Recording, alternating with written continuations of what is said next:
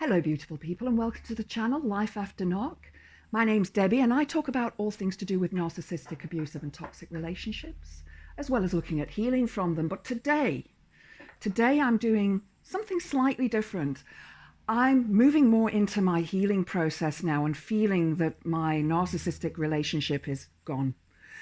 I will still be talking about the past and how it affected me and how my journey and my experience can help you. But I'm also hoping that these healing techniques that I've learned and that I'm implementing in my life will help you. Now, I was going through an old journal and I found a piece of writing that I did in 2016, on the 5th of June 2016. And I'm going to call it Balance. I hadn't given it a name then. And I'm guessing that I was in the forest at the time because it says the forest at the top of the page. So I'd have to go and check my diary. But I found this and I thought, you know what? This makes so much sense. And I hope it makes sense to you. And it started with a quote. But first, if you enjoy the video, please click the like button. Please subscribe to the channel and share with your friends and family, anyone who you think may benefit. So please forgive me because I am reading from my journal here. It's quite a lengthy piece of work. So the quote was from Tao Te Ching. One does not walk into the forest and accuse the trees of being off center, nor do they visit the shore and call the waves imperfect. So why do we look at ourselves this way? I found this meme on Facebook and it made me stop and think. Balance. Something that we strive for in our lives. Many spiritual books, faiths, beliefs and memes preach about balance. That we need to find balance in our lives, that our chakras need to be balanced. If our chakras are not balanced, how can we be whole? And I remember as a child drawing trees, and I would strive to get the shape of the tree just right so it balanced, so that the left side was equal to the right side. And strangely, it's something that I'm conscious of even now when drawing a love heart, for example. One side is always perfect, but the other half is always rounder or fuller or thinner. It's never perfect. Meditation gurus tell us to center, to balance, but balance what? As a Reiki master and a yoga instructor and a witch, I often teach and instruct on finding balance in our lives, that it is necessary for us to feel whole, to feel perfect. I'll assess a client's chakras and feel where they are unbalanced. Part of my work as a healer, I believe, is to balance a person, make sure their chakras are aligned, cleansed and balanced. In yoga, we speak of balance, balancing on one leg, on our head, on our shoulders. But on a deeper level, we talk about balance in our minds, balance in our souls, finding that perfection, that perfect state. In witchcraft, we talk about the balance of day and night, of good and bad, of male and female. Even in Jungian psychology, the mentions between the anima and the animus, the dark and the light side of us. Why should we be balanced? I look at my face in the mirror and I see that my left eye is larger than my right. My teeth are not perfectly straight. One ear is slightly higher than the other.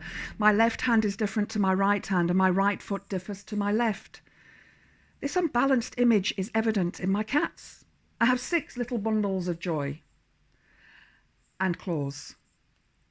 4 of them are tortoise shells and one is a black and white and my big boy is a white and tabby.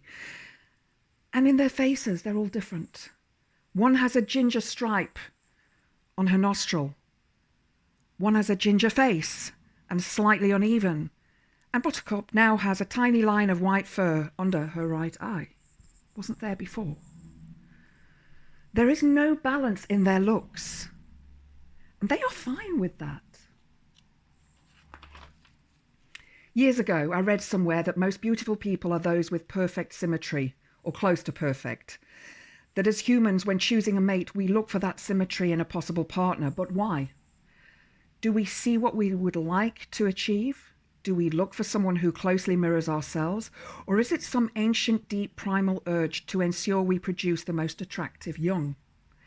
And so, media tells us we need to be perfect to have perfect boobs, eyes, muscles, that everything should be equal in order for us to be perfect and attractive. And so media tells us that we need to have balanced chakras to be centered. So we spend fortunes seeking healers and gurus whom we believe can do this for us. Perhaps we spend fortunes on seeking therapy such as plastic surgery or Botox. We strive ever onwards to be and feel balanced. What I can tell you is that even the most devout monk, guru, yogi, or healer has never fully balanced. It's all lies. Shock horror. What have we been fed by these people, these healers and practitioners of love and light and peace and good? The heroes of ours who claim to be balanced, individuals whose chakras are aligned and who feel centered. Now let us return to that quote and my childhood scribbles of the perfect free. Look at the tree. It's not equal. It's not even. Yes, in its way it is balanced, but not evenly.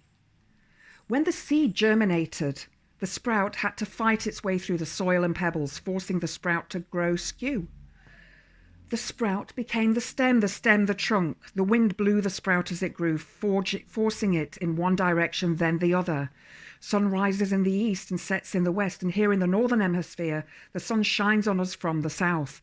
So all trees and plants grow towards the sun. The struggle and battle for their space in the forest, branches reaching for that spot of light, that extra particle of sunshine. A tree does not grow evenly. Now look at the sea and the waves against the shore. They're never the same. The wind will change the direction of the trough and the cap of the wave. The undercurrents will drag the water. The shore and land is not straight or even, and so the wave will hit the shore at different times, perhaps milliseconds apart. But all the same, this is how it is. The tree is perfect. The wave is perfect. And guess what? You are perfect. So if someone tells you that your heart chakra is blocked or unbalanced, so what? Maybe today you don't love yourself. Maybe today someone said something to you that upset you. Maybe you have a bit of a chest infection.